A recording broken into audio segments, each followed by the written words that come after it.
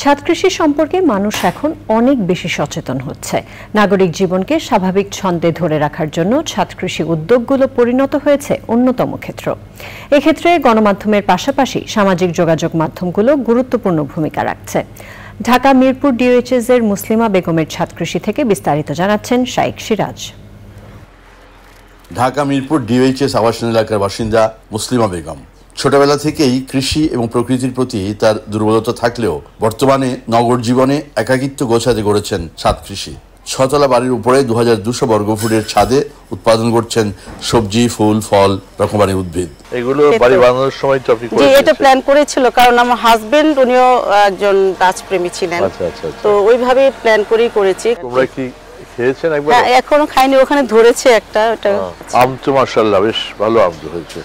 হ্যাঁ, কিউ যায় এটা না, ওইটা চাল কুমড়ো হয়েছে। এবার শীতে প্রচুর সিম খেয়েছি আর বরবটি খেয়েছি।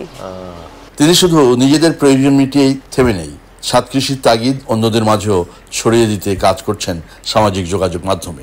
আমি কয়েকটা গ্রুপের সঙ্গে আছি। আপনাদের গ্রুপটা বেশ সবারই গ্রুপ আছে, তাই না? হ্যাঁ, আমি কয়েকটা গ্রুপে আছি। আপনার যে প্রোগ্রামটা, এটা তো উদ্বুদ্ধ ব্যাপার আছে।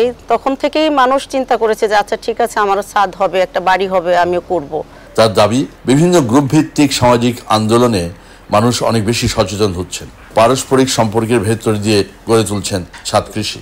ওদেরকে যখন বলি যে আমরা অমুক গ্রুপ থেকে এটা পেয়েছি, কিংবা অমুক গ্রুপে এরকম পাওয়া যায়, কিংবা অমুকে, তখন ওরা অ্যালার্ট থাকে যে হ্যাঁ অনলাইন কিংবা গ্রুপ থেকে ওরা জানে।